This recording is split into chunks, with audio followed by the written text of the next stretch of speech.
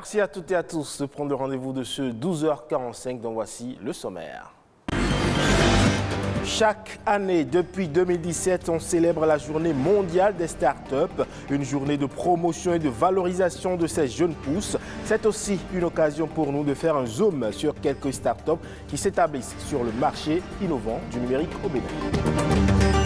Et la campagne de vulgarisation des prévisions saisonnières de la grande saison des pluies a été lancée. Elle vise à permettre aux producteurs de prendre connaissance des données météo importantes. Enfin, un foyer alimenté par l'énergie solaire et celle des coques de noix de palme carbonisées. C'est une innovation d'un jeune béninois qui se donne pour objectif de contribuer à la préservation de l'environnement.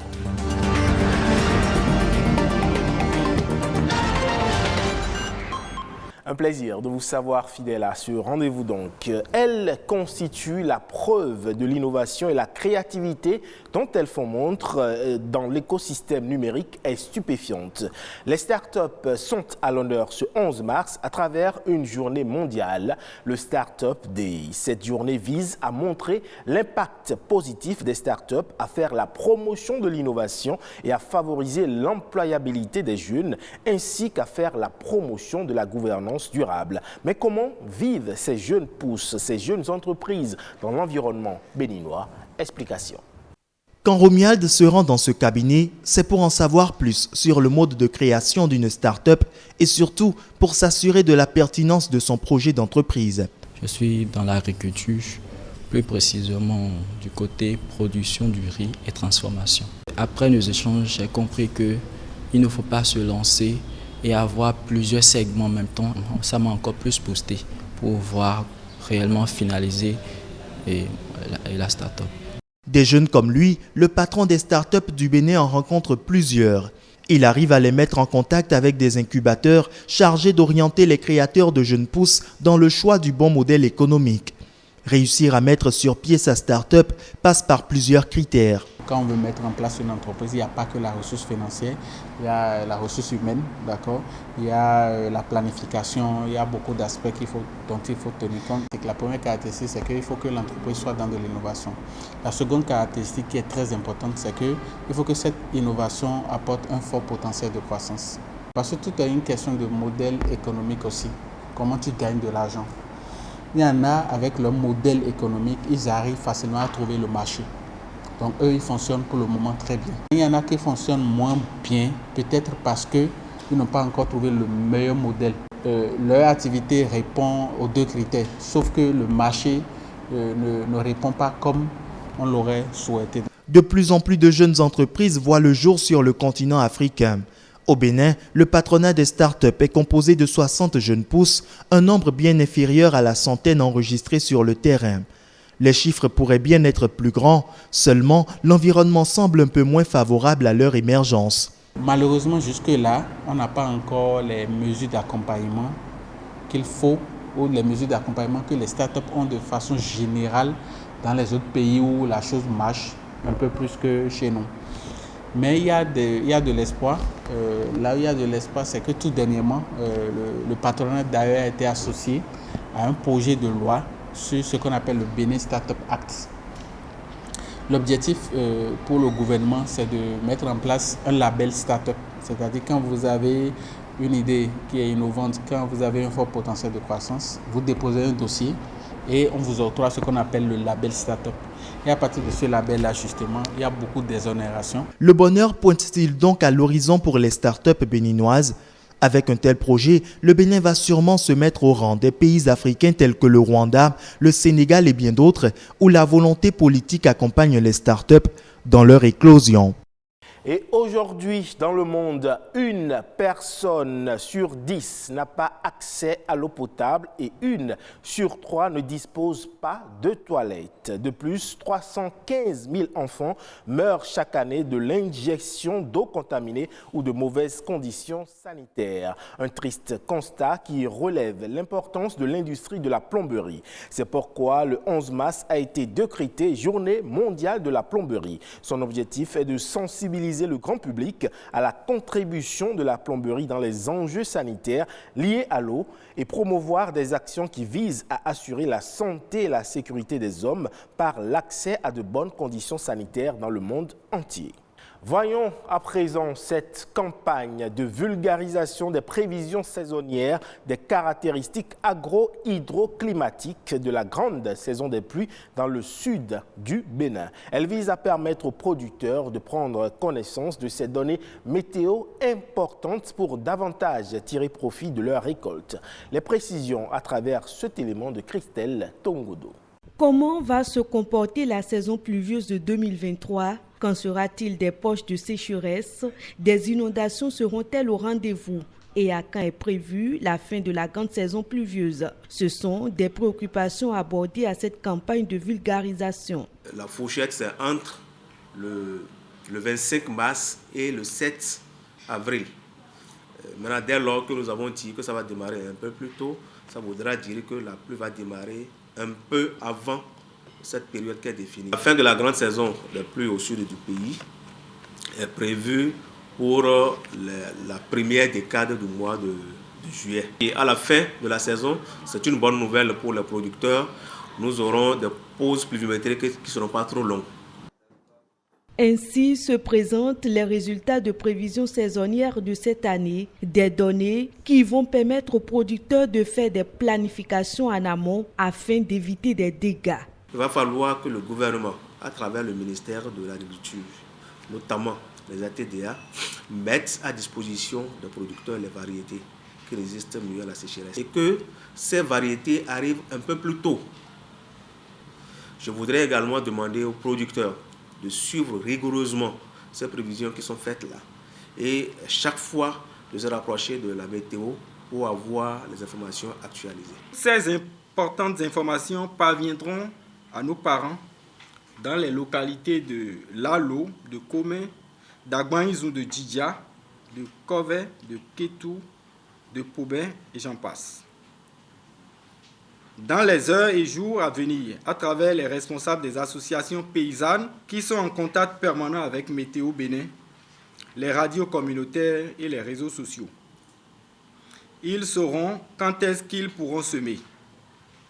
Ainsi, cela leur évitera les ressemis qui leur font perdre souvent de l'argent et du temps. Les grandes saisons de pluie vont prendre fin dans la moyenne au mois de juillet comme à l'accoutumée, à signaler que les jours sans pluie seront plus longs. Et au Bénin, 4 ménages sur 5 utilisent le charbon de bois ou le bois de chauffe pour cuire leurs repas, avec pour conséquence de cette pratique ancestrale la déforestation et l'émission de gaz à effet de serre. Pour aider à la préservation de l'environnement, un jeune béninois a inventé un foyer à la fois économique et écologique, solaire, qui fonctionne grâce à des coques de noix de palme carbonisées. Découverte de cette innovation. À Zové, à plus de 160 km à l'ouest de la capitale économique. C'est dans cette localité que cette start-up a été conçue. Tout est parti d'une discussion entre l'innovateur et son épouse. Un point financier, des dépenses effectuées en une année dans l'achat de gaz domestique et de bois de chauffe. Cet échange a permis aux deux partenaires de se rendre à l'évidence des dépenses énormes injectées dans la cuisson des aliments. Tout de suite, l'homme a l'idée de créer un foyer à la fois économique et respectueux de l'environnement. Nous avons la coque de noix de palme disponible dans nos campagnes. C'est la matière que les forgerons utilisent pour refondre le fer. C'est-à-dire que c'est un combustible efficace. Pourquoi ne pas faire un fourneau qui va utiliser ce combustible? Et c'est le début d'une création d'entreprise. Du métier de secrétaire qu'il a exercé pendant des années, l'innovateur de ce projet passe au statut de chef d'entreprise. Dans ses nouvelles fonctions, la tâche ne lui sera pas facile. Parmi ces difficultés, c'est la difficulté technique. La technicité, c'est vrai, j'ai la matière dans ma tête. Il faut matérialiser cela. Il faut trouver les moyens, investir, acheter le matériel, acheter les instruments, ça a été difficile. Après avoir surmonté plusieurs obstacles, il finit par concevoir les premiers foyers écologiques. De simples foyers qui fonctionnent avec des coques de noix de palme carbonisées. Après les critiques et suggestions de ses premiers utilisateurs, Gilles Natabou a approfondi ses recherches. Il en est arrivé à l'améliorer, voire le moderniser. Au cours de mes recherches, j'ai vu un dispositif que j'ai acheté également en ligne. Moi, je l'appelle un système de réglage. Ouais, on n'a plus besoin de prendre l'éventail pour activer le feu. Avec le souffleur, vous allez brancher seulement et augmenter un peu le volume. Et en ce temps, on ne peut pas faire d'autres choses. Conçu il y a seulement quelques mois, le foyer est aujourd'hui la première option de cuisson de nombreux ménages de cette localité et même des grandes villes. J'utilisais les foyers traditionnels qui fonctionnent avec les sciures de bois. Chaque mois, j'achetais 3 sacs de 50 kg qui me reviennent à 6 000 francs. Depuis que j'ai connu les foyers solaires, j'économise énormément. 3 bassines de coque vendues à 1 000 francs, la bassine couvre le mois. La jeune entreprise, qui a déjà généré 5 emplois, est aujourd'hui en difficulté. Selon le promoteur, un financement d'environ 5 millions de francs CFA pourrait relancer les activités et favoriser la fabrication mensuelle de 40 foyers écologiques et donc une production d'environ 500 foyers par an. À présent, on fait le tour d'horizon des sujets ayant marqué l'actualité ces dernières 48 heures. C'est la Nation en bref.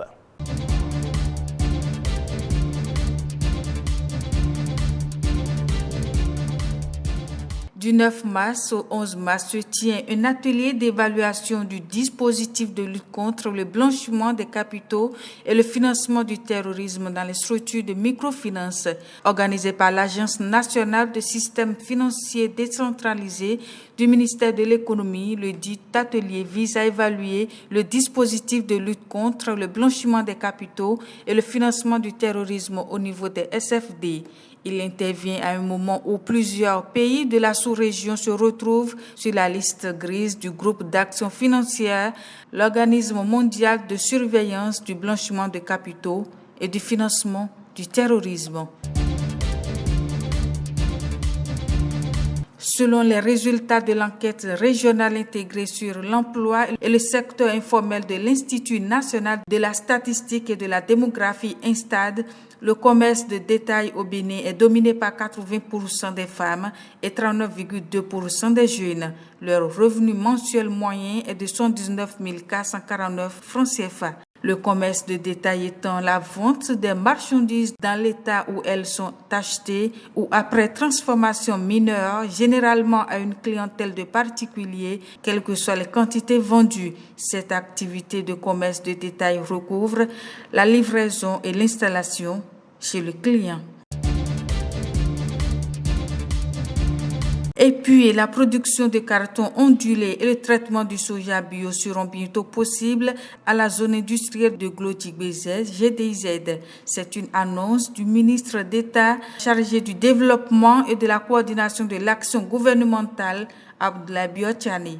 L'usine de production va offrir une gamme de produits, à savoir des caisses à rabat, des caisses télescopiques, des enveloppes et plateaux et des caisses collées prêtes à l'emploi sous plusieurs formats et couleurs.